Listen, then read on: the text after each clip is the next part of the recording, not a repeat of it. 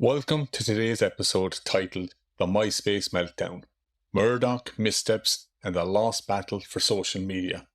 And I know I say this about every episode, but I really love this one because we dig down into the very beginnings of social media where MySpace was streets ahead of everyone else. And then Rupert Murdoch, the most famous, the most feared, and perhaps one, if not the most successful media tycoons of the 20th century, enters the fray. And I don't know about you, but any business story that has Rupert Murdoch in it is going to be a cracker. But of course, he's not the only tycoon in the story, because this is also the story of how Mark Zuckerberg and Facebook, against all odds, beat MySpace to become the #1 social media platform. How did it all go wrong for MySpace? What did Facebook do that was so different? And was it all Rupert Murdoch's fault? Enjoy. It's a cracking story. Morning, Cayman. How are you? Good, good, good. And this morning, our episode is going to focus on MySpace. And this was your topic. How come you chose this? Well, I guess a couple of different reasons. I was involved in social media myself. We had a company involved in social media marketing in general, but specifically in Facebook, which will obviously focus on the story. I remember sort of using MySpace myself. Everybody's first friend was Tom from MySpace, of course. I remember Tom quite vividly.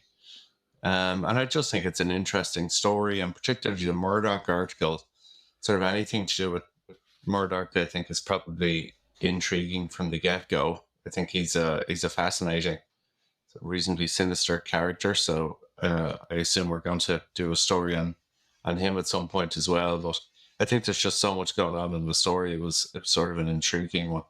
Yeah, I concur 100%. It was the Murdoch angle really that I loved about this story, because the characters, the guys who founded MySpace, and we'll get into that, there's not really a whole lot on them.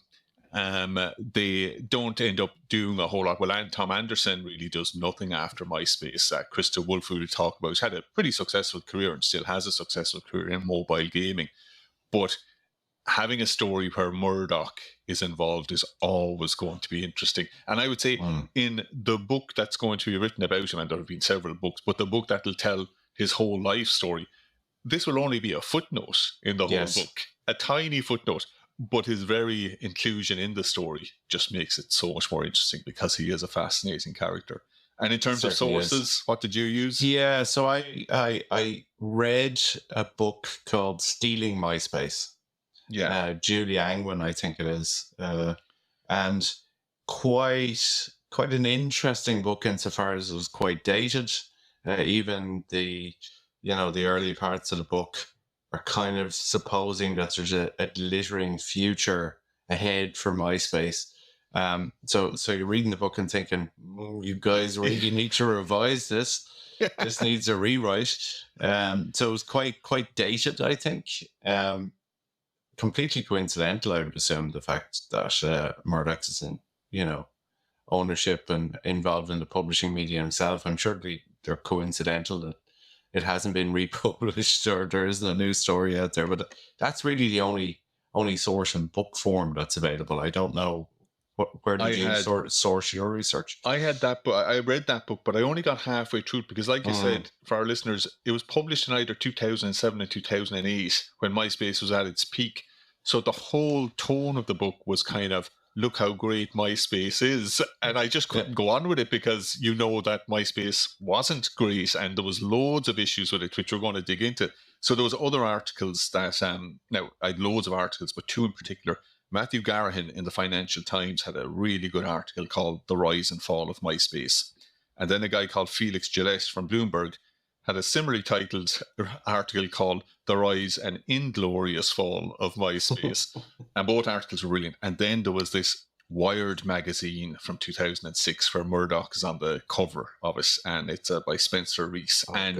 For all our listeners, as always, there'll be a link to the blog post underneath this podcast. If you click on that, at the top of the article, there'll be the main resources, and the Wired magazine will be in there. And I really recommend people read that, because you're reading it kind of going, oh my God, at this time, this is at the time where Murdoch had just bought MySpace, and they really thought they were on top of the world, that they had this internet game sussed. So it's a really interesting article to read. But I suppose we'll get into it. We'll set the scene for how MySpace came about, how social media evolved. And the other interesting thing about this story that I really loved is that it's a battle. It's a battle between MySpace and Facebook. So Facebook are involved in this as well, which is really interesting. And it just shows, I don't think Zuckerberg gets an awful lot of credibility, or gets an awful lot of, I suppose, praise for the way he ran Facebook and how he built Facebook up. But when you read into how MySpace kind of were so bad, but also what Zuckerberg did that was so good, that helped Facebook win. So that's interesting. But we're talking about the early noughties, and as Walter Isaacson dubbed the noughties, he said it was the decade of disruption. And it really was, because you had started with the Y2K scare, you had the dot-com bubble burst. In the middle of the noughties, you had the iPhone come out. We discussed that in BlackBerry. But at that time, you also had then the evolvement of the internet into Web 2.0. And that's where it went from being passive to more interactive. You had users generating their own content, making connections. This was exemplified, I suppose, by TripAdvisor in 2000, Wikipedia in 2001, WordPress. And then around 2003, you had the emergence of social media. And while all this was going on, the established media was taking such a kicking. And this is where Murdoch and those guys come into the story as well, because between 1999 and 2009, established media like Time Warner and New York Times, their shares dropped by 90%. And Murdoch obviously had a huge media empire at this stage. I suppose one of the best things about one of the worst deals that demonstrates how badly established media was going was the Time Warner AOL. Yeah, the AOL Time Warner. Yeah, that merge. That's a great story. It is. I read the book on that, and we'll definitely do one on that. But that really shows how bad the established media were at the time. That Time tried to get to, or did get together with AOL, and they were like two drowning people just dragging each other down. It was a disaster. And a lot of this motivated by fear and panic as well, in the context of the disruption going on around them. Yeah, that's it. That's it. But I'm going to open with a quote from Murdoch from this Wired article in 2006. And this is where he's talking about the internet as a whole. To find something comparable, you have to go back 500 years to the printing press, the birth of the mass media, which incidentally is what really destroyed the old world of kings and aristocracies. Technology is shifting power away from the editors, the publishers, the establishment, the media elite. Now it's the people who are taking control. We're looking at the ultimate opportunity. The internet is media's golden age. So that was Murdoch back then. And he was right in a way in that, I don't know if you'd say the internet was media's golden age, but the internet was the ultimate disruptor for old media. Yeah, I actually had a conversation during the week with somebody who's tangentially involved in the world of publishing. Yeah. And specifically in the world of newspapers. And what was interesting about that was they were saying they used to have the luxury of maybe a week to work on an article. Yeah. And they would take their time, they would craft it, they would source it really well. Now they're in a world of rapidly generating 3 and even 4 small pieces a day. Yeah. So obviously we know the internet has disrupted many kind of careers and livelihoods and industries, in fact. But even in the context of Murdoch's world, it must have struck terror into what was sort of a static business for what was Murdoch at this stage, maybe 75. He was 75. Been involved in the family business for years, looked at this, it had generated his fortune, and then he sees a huge disruptive iceberg coming straight at them and thinks, what do I do? But this is it. And this is one of the questions that arose when I was researching this, because I was thinking they made such a mess of it, but at the same time I was thinking, what could he have done? Like, he couldn't have just sat on the sidelines and let this new format come over and steal all his advertising revenue. So he had to get involved in some way, but I suppose it's the way they got involved and what they did when they got involved that really sowed the seeds of destruction for MySpace. So getting on to MySpace, it was founded in 2003. by Tom Anderson and Krista Wolf, who are both based in LA. And they had set up a company called ResponseBase in 2001, which was a newsletter and email business that they would create newsletters for other businesses, because this was after the dot-com bubble had burst.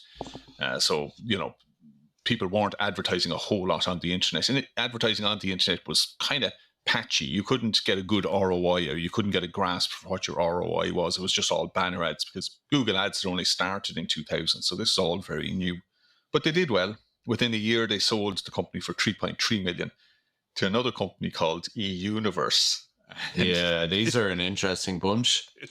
eUniverse had the moniker, or they were known as the trailer park of the internet, because they had loads of different internet sites that they just drive traffic to. And then on these internet sites, they had just full of spammy ads where they promote crappy products like books on how to grow taller, or cream to prevent wrinkles. And again, this was the start of the internet. People were a bit more naive when they went onto websites and when they saw these products being advertised. But perhaps their most infamous scam was during the Gulf War, when they preyed on people's patriotism by offering them an American flag cursor that they could download. But of course, when the person downloaded it came with malware that they deliberately put on it. So they were a very scammy company. It was quite smart, though. I read about that too, and it was sort of sending targeting information back to home, which improved the ad experience. Yeah, but still very underhand. Very shady. Very shady.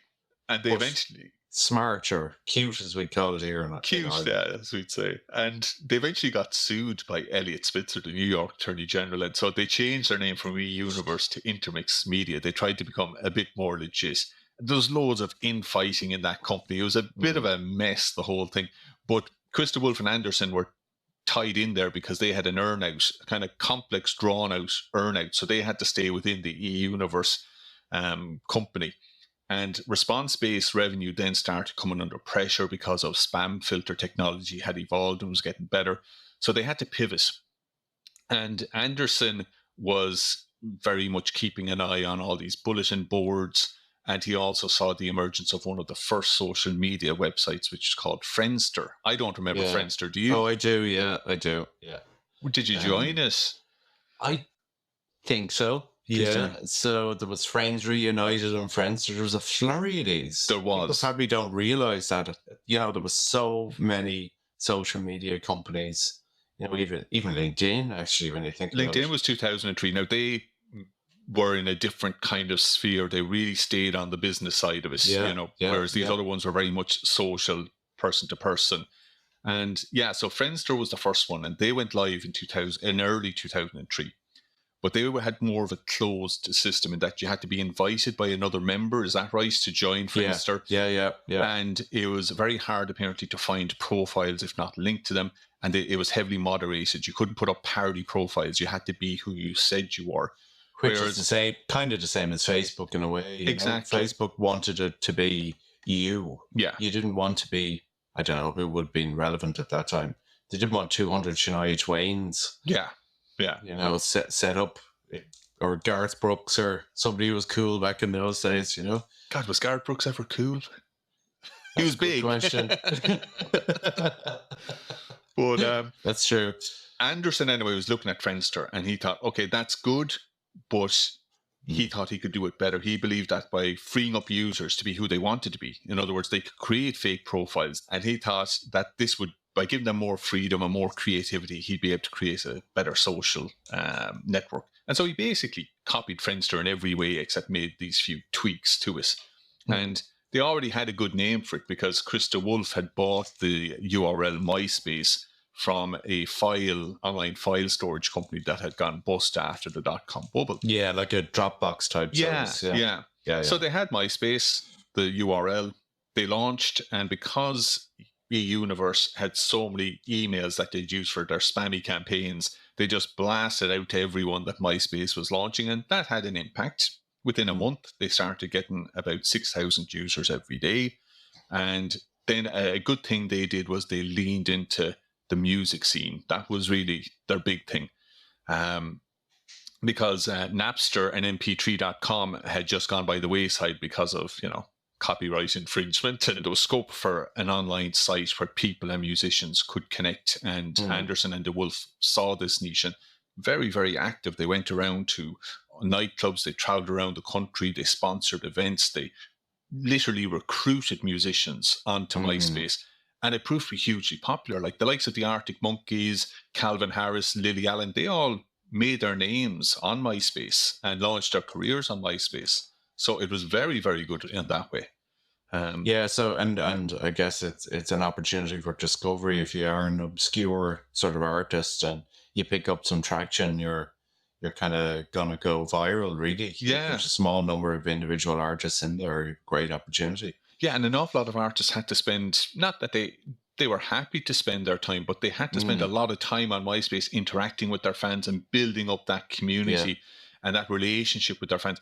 But it proved to be massively popular. Now, this is all new to me, Keith, because I never joined MySpace. I had no idea. Oh, did you not? No. Right, okay. No, I didn't even join Facebook, I think, till about 2015. Like, oh, God. Yeah, I hate social media.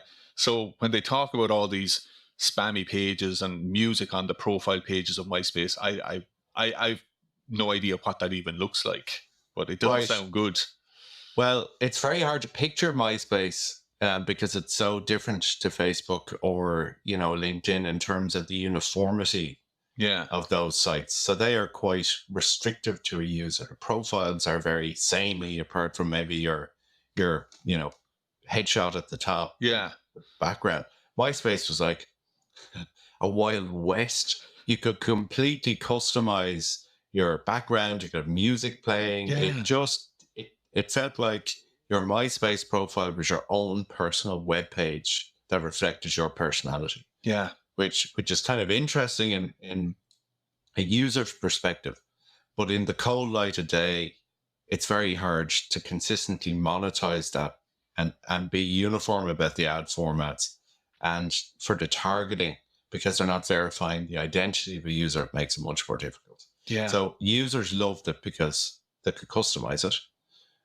Advertisers, until Facebook came along and it was a behemoth, a gorilla in the room, they loved it, of course. But the uniformity was the challenge. Yeah, and that customization came about from a mistake whereby they were updating it very early on and they left the open source, whatever it was, the code part open so that people could go into the HTML part, go view source, go in there.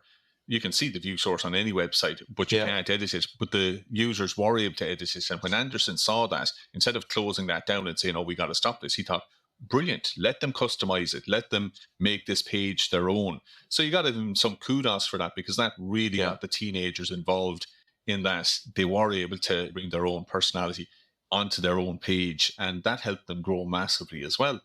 And they did. They grew really, really big. Like within a few months, February 2004, they had 1 million users. By November 2004, they had 5 million users. Now, in January 2004, the Facebook launched, as it was called then, because it was just in colleges. And apparently a year after the Facebook launched, so this is in February 2005, DeWolf met Zuckerberg with a view to buying Facebook. And Zuckerberg said he wanted 75 million for it.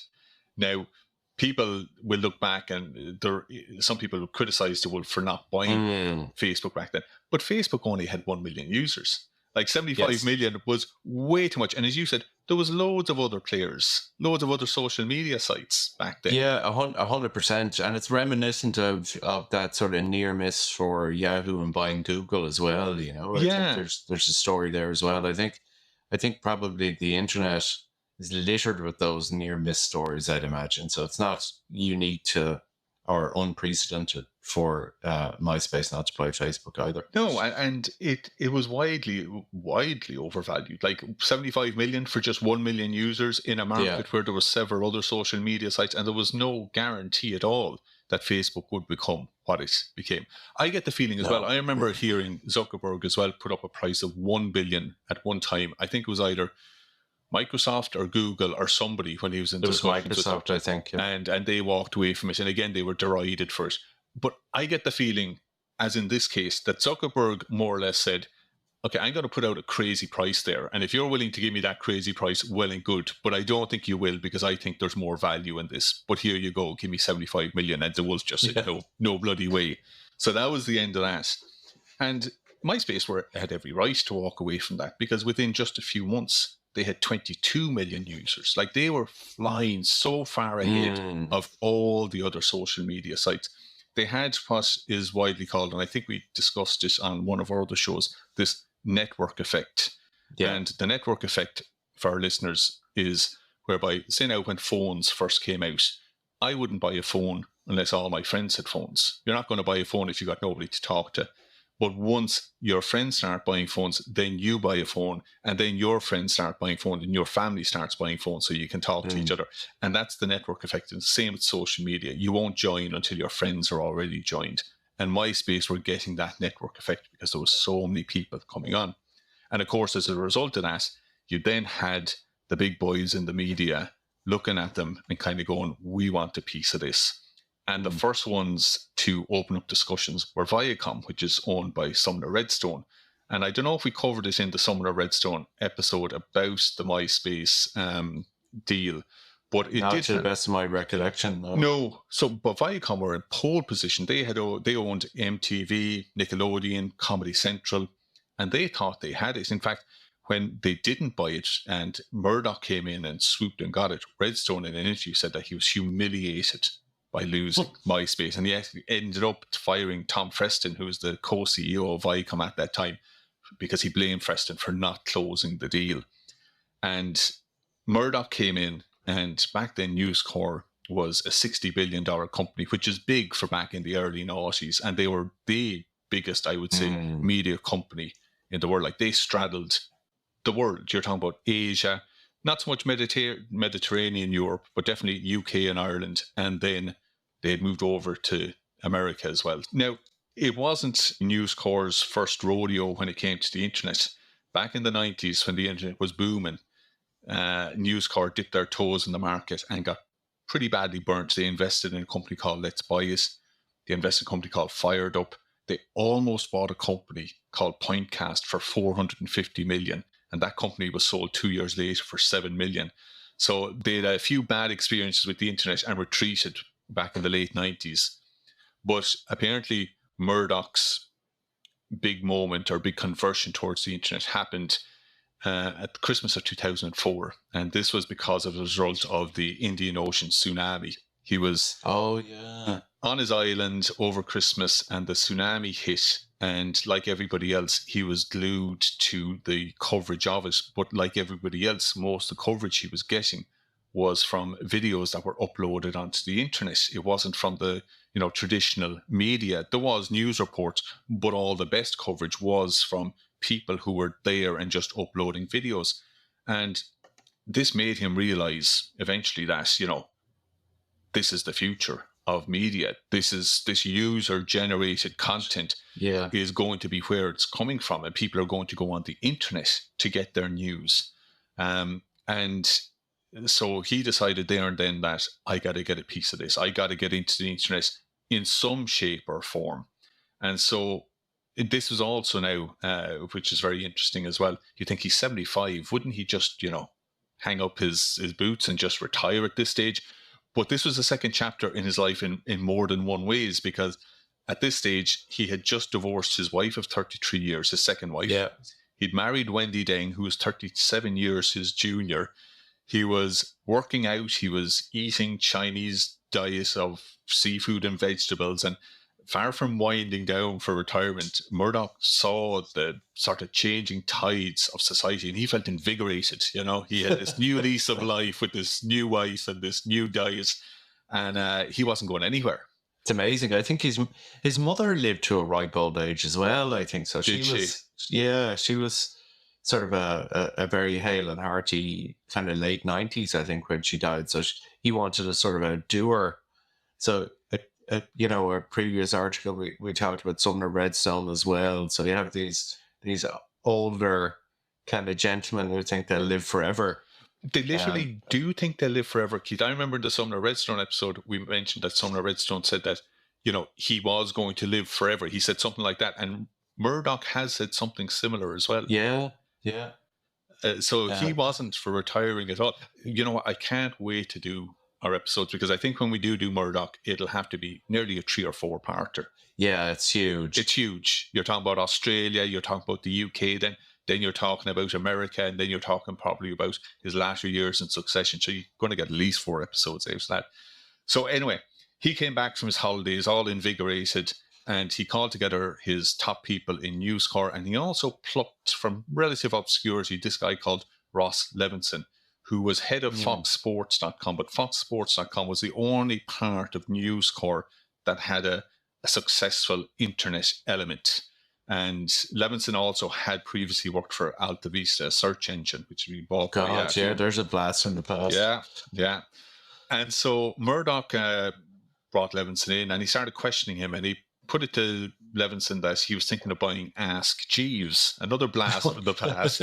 For our listeners, this was another search engine. It was kind of like a butler. What's Jeeves from? It's from Jeeves and Wooster, yeah. Jeeves and Wooster. And so you'd go in and you'd ask Jeeves a question, and he'd give you the answer. A search engine. It's gone now. It's called ask.com is what it is now. I think it didn't really give you the answer. It just gave you a series of responses. Was it? For any younger people listening, don't picture ChatGPT, whatever you do. You're not getting an accurate answer out of Jeeves. You're just getting a list of responses with the highest page advertiser at the top. Yeah, I remember going on to it once or twice and just thinking, this is crap. And it couldn't live with Google. It just couldn't. Yeah, well, I mean, any of them. I think Alta Vista was bought by... It was bought by Disney. Google. Oh, was it? It was, yeah. Disney had another one called Go. They all had these search engines. Yeah. And I was like, wow, these are incredible. And all they did was give you a very rough, sort of vague answer to your question or response to your search query. And then Google came along and mopped the floor. But that's the thing. I mean, the search engines before Google were disruptive. And then Google came along and disrupted the disruptors. Yeah. Blew them out of the water. Yeah, completely. So Murdoch was saying, should I buy Ask Jeeves? And Levinson quite correctly said, don't. They're number 4 or 5 in the search engine market, and Google anyway is wiping the floor with the few that are there. So he went off, did his homework, and he came back to Murdoch and he said, if you're going to spend $2 billion, buy these 2 internet companies, buy IGN, which was a gaming network, which News Corp subsequently bought for $650 million. And then he also said, buy MySpace. And Murdoch said, okay. And apparently the deal went, well, according to the book that we read as well, that deal went really, really quickly. Like he met the head of Intermix over the weekend, then met Anderson and DeWolf for very brief meeting.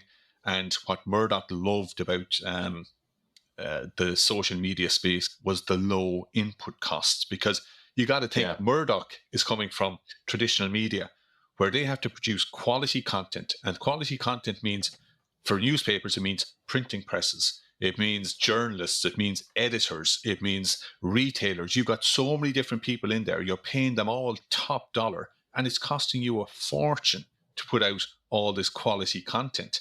And the operating margins for traditional media is about 6%. Whereas you look at the likes of Google and Facebook, yes, they have developer costs and they have other costs, but the content that they're all getting isn't costing them anything at all. Their operating margins are about 40%. So Murdoch was looking at this going, I'm in the wrong business here. Yeah, this was the birth potentially of the idea of sort of dispatching editors. It's just the beginning of the post-truth sort of world that we've all come to regret, Where he goes, I'm getting rid of these guys. These are just an overhead. What do we need to verify if this is true or not? I know, but I think, the thing with Murdoch is he was looking at this, he was looking at these sites, taking the revenue away from him. He thought, I got a piece of this. But in his bones, he was always attached to the print media. Yes. He could never get out of that. That was him. That was his father was a newspaper man. He was brought up in newspapers. And he could see that the internet was going to erode and take his revenue. But I don't think he could ever truly understand the internet the way he understood print and traditional media. Interesting. But anyway, so They did the deal, and of the 580 million, very hard to get a breakdown of exactly who got what. He didn't just buy MySpace; he had to buy Intermix, the company, Yeah, all their their properties. assets. Yeah, and so Intermix got 300 million from the deal. A few VCs who were invested about 30 million in Intermix over the years had gotten 185 to 200 million. That left about 80 to 100 million, as far as I can see, and that was split between Anderson, DeWolf, and there might have been a few other Intermix executives who got a bit of that, but it's very hard to get exactly who got what. But so now you've got this, you've set the stage where News Corp, probably one of the biggest media companies in the world, with Murdoch at its head, have now taken over the hottest social media site in the world. And there's that Wired article that I talked you about where you've got this 75-year-old Murdoch on the cover of Wired. And as I said, the interview is so worth reading because he really feels like, he is holding all the cards now. He, in the interview, when the reporter asks him, what's your strategy going to be here? How are you going to fit it in with News Corp?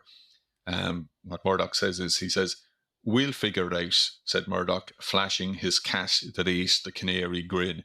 So they're very, very, I suppose, confident that they're going to make this work. I think it's such a weird concept of Murdoch, on the cover of Wired. I know. I mean, you're picturing disruption in the form of a 75-year-old newspaper man versus, say, like, had Zuckerberg even began to shave at this stage? I know. It's all wrong. I mean, a 75-year-old shouldn't be in control of the newest media tech format. It's all wrong. That's what I did. Yeah. So, but you can see why he was so confident, because at this stage, like, there wasn't a battle between MySpace and Facebook at this stage. MySpace was way ahead. MySpace controlled 80% of the internet social media traffic by December 2006 versus Facebook's 7.6%. And the rest was held by a mix of companies like Cyword, Mixi, Orkut. I didn't know Orkut. Orkut was a social media. Orkut was in South America, I think, by Google. Google owned it. Yeah, I never heard of that at all. I did. Yeah, I was around them all. Yeah. Were you? Yeah. Well, and Bebo had launched in 2005. So you had all these ones. Also in 2006, no wonder Murdoch felt on top of the world, because MySpace signed a deal with Google for a 900 million shared revenue advertising deal. So they had that going on. By January 2007, MySpace was signing up 320,000 new members every day. They were number one everywhere in Europe. They were at about 10 to 15 times the number of users than Facebook had in Spain, France, Germany. And in 2007 as well, there was a proposed merger between MySpace and Yahoo. And when that merger was being discussed, MySpace was now valued at 12 billion. So things were going well. They also had revenues, advertising revenues in 2007, I suppose, as a result of their tie-in with Google of 550 million. Now, having said that, on that 550 million, they still lost 48 million because they were pouring tons of money into an awful lot of stuff that was wrong with MySpace. The servers, infrastructure was in bits. Yeah. The infrastructure was in bits. And this is one of the reasons that we'll see why Facebook managed to catch up to them. And, in this as well, in the Wired interview, they're talking about how it's going to fit in with I don't know if it's the Wired interview actually or another interview I read. It might have been the Financial Times interview. The established routine at this stage up to now, when an internet company was bought by another big company, was that the founders were usually replaced with industry veterans. And that really never worked out well for the most part, because if you look at the big four, Keith, that are around at the moment now, that grew massively from the turn of the century. I know Apple's been around for ages, but really its second birth or rebirth was from 2000 onwards. So Facebook, its founder is still in place.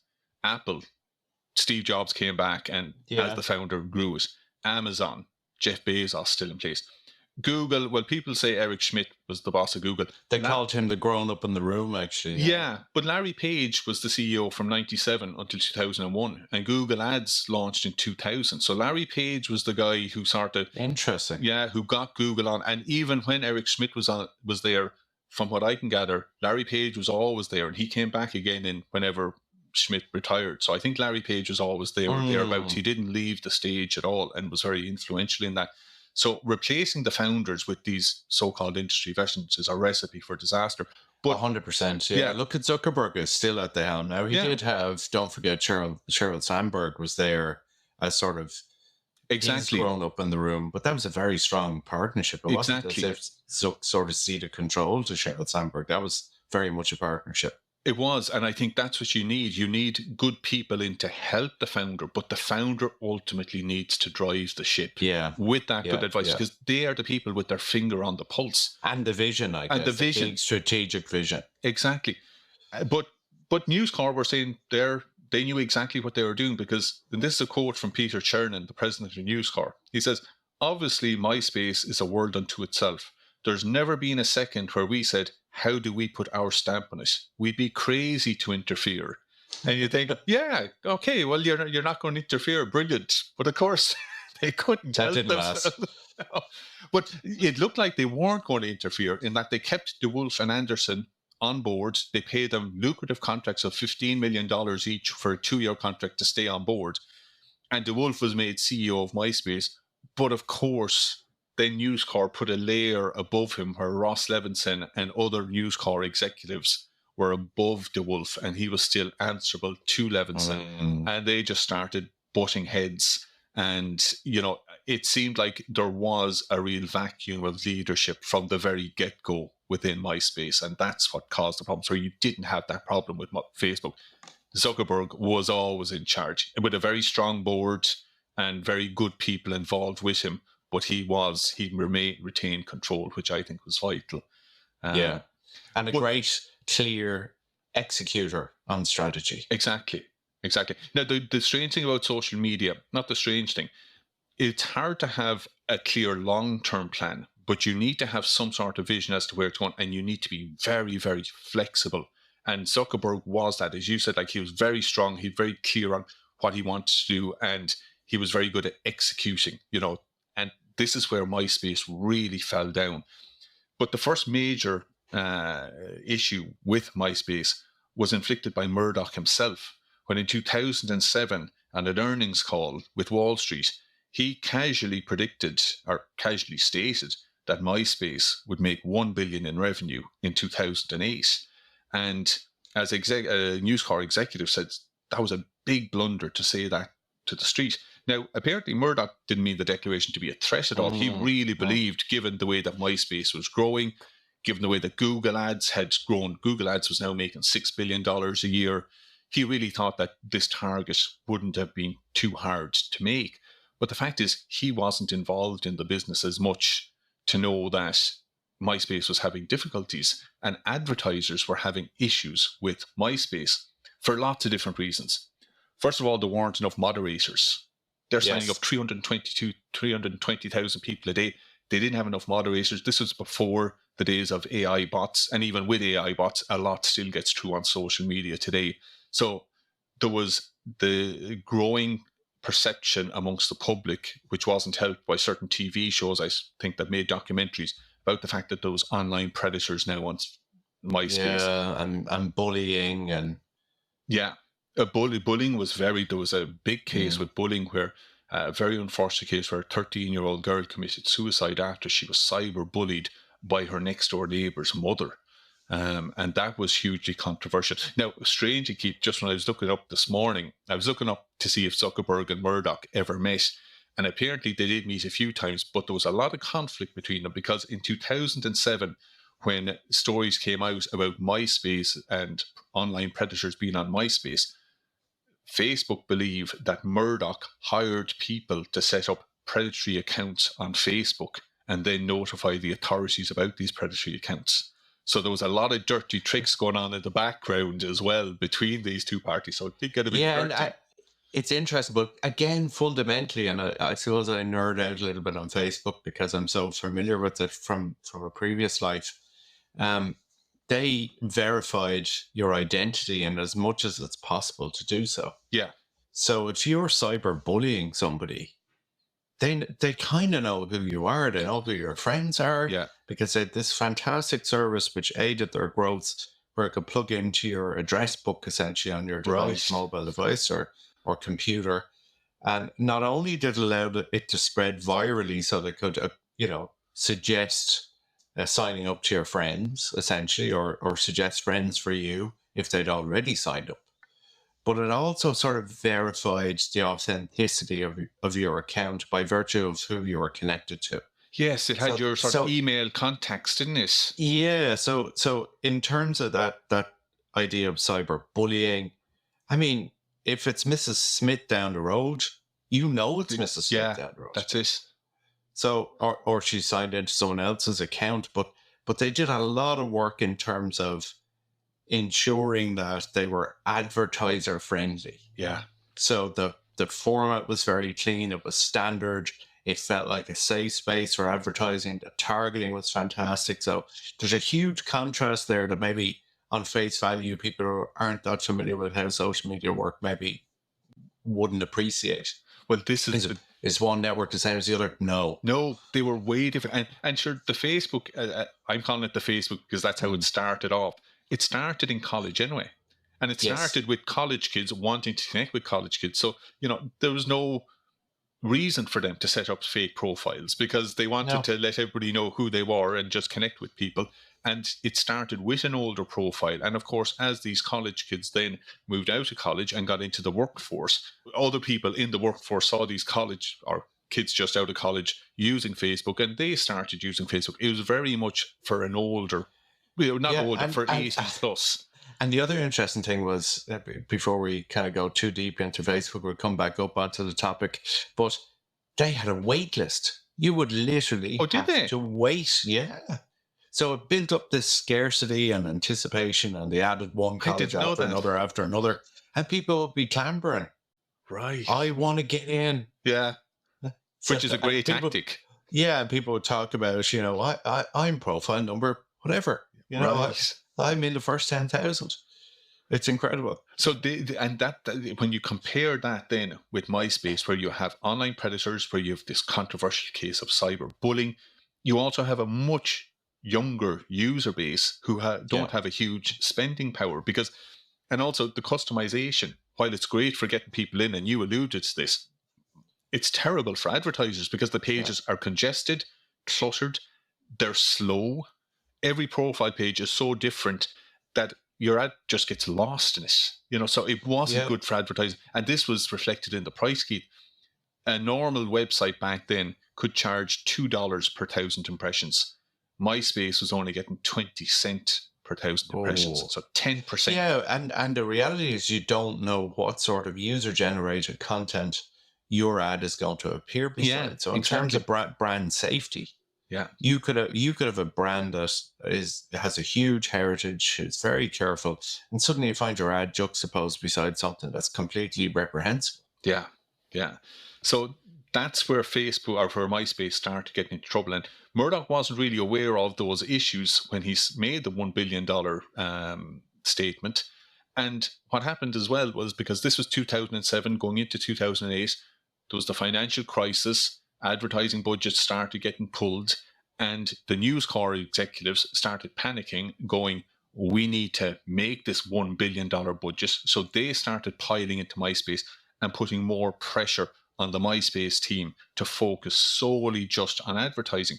And what that happened was, it was twofold. First of all, the improvements that the MySpace team wanted to make, such as maybe take down pages that were inappropriate, to take down more pages so that the site could get faster. The News Corps executives said no, because less pages meant less pages to put ads on. Yeah. And the flip side of that was that the increased number of ads started aggravating MySpace users, because they were just, now their profile pages and their friends' profile pages were just covered in ads as well. And they were getting spammy ads because they were desperate to get any kind of ads. So it had a really it sowed the seeds for its ultimate failure. And, as we contrast that with Facebook, as you said, nice, clean pages, no fake profiles, older profile, all over 18s.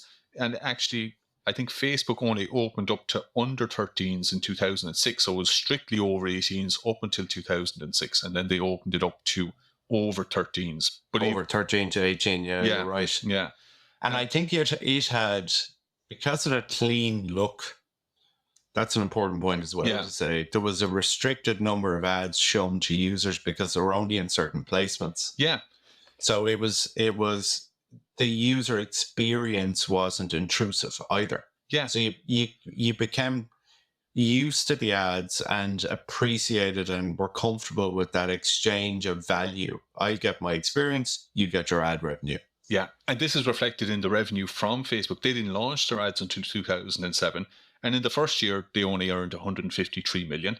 You compare that to 2007, where Facebook or MySpace were bringing in 550 million. In 2008, only 272 million. Then it grew. 2009 it was up to 770 million. And then by 2010, Facebook was at 1.19 billion. But it was all very gradual because obviously Zuckerberg wasn't under the type of pressure that Murdoch had put MySpace under by saying, we're going to be making $1 billion this year. And then you had all these execs breathing down MySpace's neck to make sure that they got that target. And also Facebook took the time to see what worked.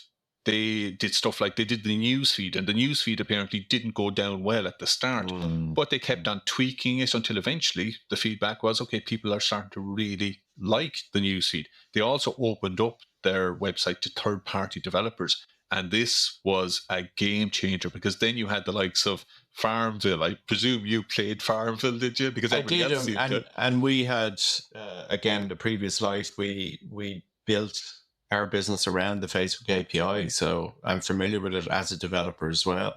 Yeah, and that was huge, wasn't it? Incredible. Yeah, it was massive. The games are massive. Yeah. We ran ads on Farmville.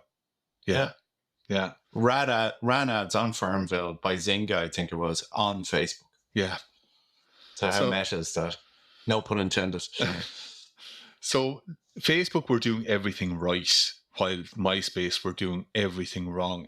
And again, you got to understand, MySpace had such a head start. They were so much bigger that they really were throwing it away. Facebook shouldn't have won this race at all. But they were just by dint of the fact that Zuckerberg had a better grasp for how this thing could work. And again, I got to stress, it's not as if anybody knew how all this was going to end, because social media was totally new. But you just had to have your finger on the pulse, and Zuckerberg did, and he iterated at the right time, he pivoted at the right time, he just played it really, really well. Whereas MySpace, under the thumb of News Corp, this big bureaucratic traditional media just wasn't as agile, and they weren't given the control as well. So another thing that MySpace did was, when they opened up into new markets, they opened up offices in these markets, spending millions upon millions. They opened up 14 offices worldwide in 2007. God. Facebook didn't open up any overseas office until 2010 when they moved to Dublin. And that was their first overseas office. MySpace, 14 offices in 2007. So a huge waste of money. Now, when I was doing the research, Keith, an awful lot of the News Corp executives said that the big problem was that in 2006 or 2007, Murdoch got distracted because he went off and bought the Wall Street Journal and the Dow Jones Index for 5.6 billion. And this is what one executive said. He said, Rupert took his eye off the ball on the internet. He got obsessed with Dow Jones and stopped paying attention to MySpace. That's when all the trouble started. Now, I would say to that, that's bullshit. I don't think Murdoch ever... Was his eye ever on the ball? It wasn't. I think his gaze was diverted momentarily to the internet. But he reverted to what he was comfortable with. Yeah, to his passion. Yeah. He just loved print media. This idea that in 2007 he was diverted by the Wall Street Journal. He'd had his eye on the Wall Street Journal for years. He's a print guy, and the biggest newspapers are what drew his attention. The internet was something that he knew was going to be important, but his passion just wasn't in it. And even if it had been in it, he wouldn't have known what to do. Trying to say that, at this stage, at 77 years of age, that Murdoch could have his finger on the pulse of social media in the way that Zuckerberg had is just nonsense. It just couldn't. He couldn't have competed with Zuckerberg.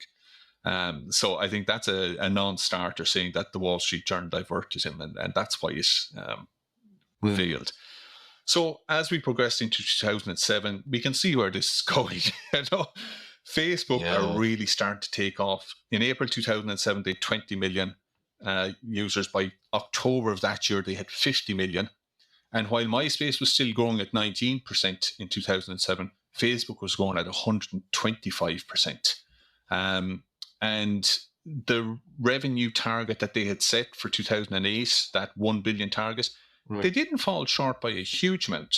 By all estimates, they maybe made about 800 million in revenue, but they still made a loss on that year because they were throwing money around so foolishly. And as you said, there was a lot of money had to be invested in infrastructure and developers and moderators.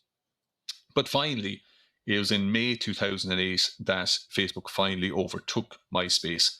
They got 124 million unique visitors that month versus MySpace's 115 million.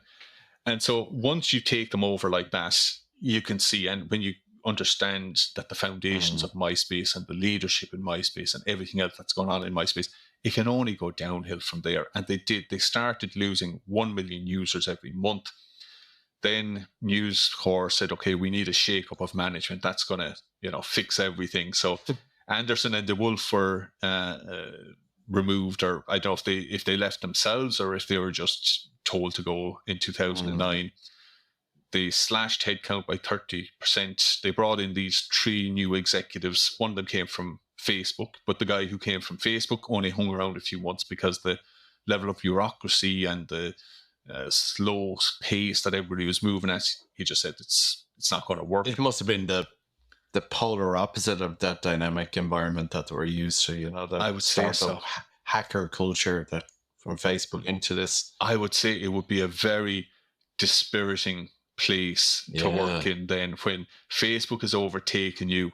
Your numbers are just going down and down. You've got these, executives from News Corp kind of looking at you going, what are you doing, after them having really gone in and ruined the whole thing for everybody. I'd say you're coming from a world of hoodies and t-shirts and probably slippers or some sort of weird footwear, and then turn around and everyone's in a suit. It must have been a culture shock. So they relaunched in 2010. By this stage, they were down to 60 million users, and they'd given up attempting to compete with Facebook. By this stage, they said, we're going to focus on music. That's going to be our niche. But, News Corp demonstrated that if they couldn't handle MySpace while it was on the up and had such a clear runway ahead of them, there was no way they were going to be able to handle it when it was on the way down. And the relaunch was a disaster. One figure that really jumps out at me is that by 2011, MySpace had 34 million monthly users and revenue of $180 million. By the end of 2011, Facebook had 845 million users and a revenue of $3.7 billion. My God. And did MySpace, I can't really remember them having a mobile offering, because that was the other big sort of push that was going on here at that context. So Facebook had been challenged to come up with a mobile proposition, because mobile was exploding. And they executed that incredibly well and quickly. I don't actually remember a mobile offering from MySpace. Did have a mobile offering, but it wasn't done with the focus. I remember when the whole mobile thing started coming out, Zuckerberg really had a call to arms, more or less. We have to go 100% into mobile. It was, this is the way it's going to go, and we have to be there. MySpace didn't have the same as that. MySpace did something, created some sort of app that allowed them to be on a mobile, but it wasn't with the same level of intensity and focus that Zuckerberg had. Again, just showing the difference between them. He just executed so well. So they're, by this stage now, News Corp just want rid of MySpace. And they're hawking it around, looking for $100 million for it, and they don't even get $100 million. In the end, a company called Specific Media buy it off them for $35 million. And the news story goes that it's Specific Media and Justin Timberlake have bought it for $35 million, right? And the thing is, the story was that no, Justin Timberlake is going to be creative director and he's also an investor in this. But I found an article from some MySpace people where they said that Timberlake wasn't an investor as such. Specific Media was an ad traffic company run by two brothers, and they gave Timberlake $1 million and said, now, if you can put that $1 million back in, you can be an investor in this, and we also want you to be the public face, so that they could get a bit of extra publicity for this, because otherwise it was a dead story. It was like, MySpace is dead and this company have bought it for $35 million. But now it was like, oh, this company and Justin Timberlake have invested in it and they're going to reinvigorate it and relaunch it as this music site where musicians can connect with, their fans. And so they bought it for $35 million. It's strange, Keith. MySpace really came around in a full circle. They started off with a spammy ad traffic website in the universe, and then 8 years later, they were sold to another ad trafficking website. But these brothers actually did okay out of it. They sold it in, I think, 2016. The company was rebranded as Viant, and they sold it for $87 million to Time Inc. is what it was called by that stage. So they made some money out of it. But that was the end of MySpace. But I was then reading, I was trying to look for what people thought as to, what we've outlined, why MySpace failed. But it was interesting to get some feedback from other people. And Sean Parker, who coincidentally was played by Justin Timberlake in the Social Network movie. The Facebook one, yeah. The Facebook one. He's a former president of Facebook. He's also the founder of Napster. Early investor in Spotify. He'll be an interesting character to do some story on. I know he's a very polarizing character and controversial. He's one of the first artists or compilations of artists. His playlists on Spotify were fantastic. Were they? Yeah, fantastic. He was one of the first people I would have followed when I jumped into Spotify. Yeah, I was, as part of the research, I was listening to an interview that Daniel Elkad, where he was talking about Parker, and he was saying Parker is brilliant, but he said he is the most unreliable guy ever. He said, if you have a meeting with him at 3 o'clock in the day, he mightn't come till 12 o'clock that night. He said he's all over the place, but at the same time, fantastic in his observations and his read of the internet. But anyway, Sean Parker said this about MySpace. He said, there was a period of time where if they had just copied Facebook rapidly, they would have been Facebook. They were giant. The network effects, the scale effects were enormous. The only reason we won was because of gross incompetence of MySpace systematically over a period of many years. And damning. Murdoch himself, later on in 2012, he said, I made a huge mistake, Murdoch said, of the MySpace acquisition. We then proceeded to mismanage it in every possible way. So he held his hands up and said, yeah, we screwed up big time. But the one thing that, when I was thinking about this story, Keith, there was two things that came to mind. The first thing was, what should Murdoch have done? I don't think he could have stood by and not done anything when social media websites were coming out. Yeah, that's true. How can you buy something for 600 million and then not have your own people, not control it? Like, it'd be very hard to buy it and then just let Krista Wolf and Anderson run it freely. I don't know. I don't know what he could have done. Yeah. That's an interesting what if, isn't it? Well, really? The other interesting what if, I know people give out about Zucks an awful lot, but what if Murdoch had won that battle? How would the media landscape look now? And I was thinking about this. Yeah, terrifying. Now, the social media landscape might look similar in that you'll have Murdoch owning all the social media, maybe. But it'd be the landscape outside of that, because Murdoch, with the spending power that he'd now have from his social media websites and his voracious appetite for all other formats of media, he could have media, he could own all the media all over the world. Now, there are laws in place for each individual country, but there's no laws in place for a worldwide monopoly. He'd be buying up media everywhere if he had the money and the cash that was coming in from his social media websites. Yeah, but almost scarily more so, I think, the threat of that is the influence he'd have. Yeah. if you think about, I don't know, the British tabloid media and their influence in politics, This is it. extrapolate that up to every country in the world. This is it. Back in the 2000s, News Corp was a $60 billion enterprise. Now, because of the missteps that they've made and the encroachment of the internet, they're now down to a $15 billion enterprise. Can you imagine if Murdoch had won this battle? News Corp would possibly be one of the most valuable companies in the world, but also back then, in the early 2000s, people were complaining about the power that Murdoch had over the media sphere. If he had won this battle, his power over media worldwide would be very, very scary. So why people might give out about Zucks, I think it's better that he won than Murdoch winning that battle. I'd have to agree with that, yeah. 100%. Yeah.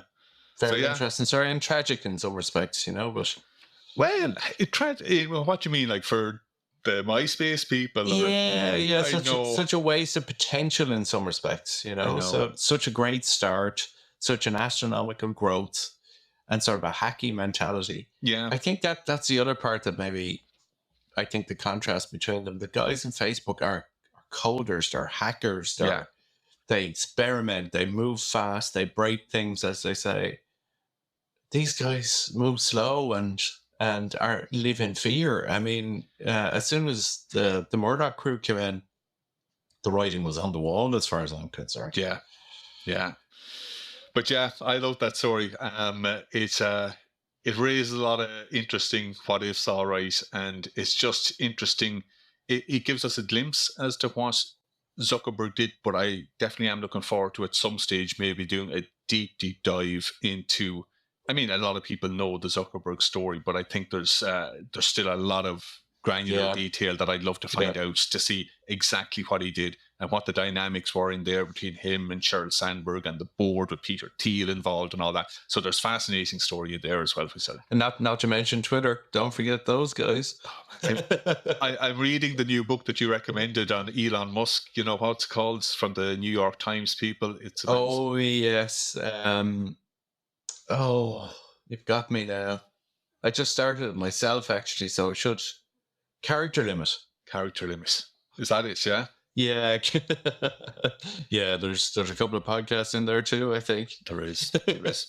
Anyway, listen, nice one. It's my turn next time, so I'll get. Do let me know. All right. Cool. Cheers. Take it. Bye. Bye.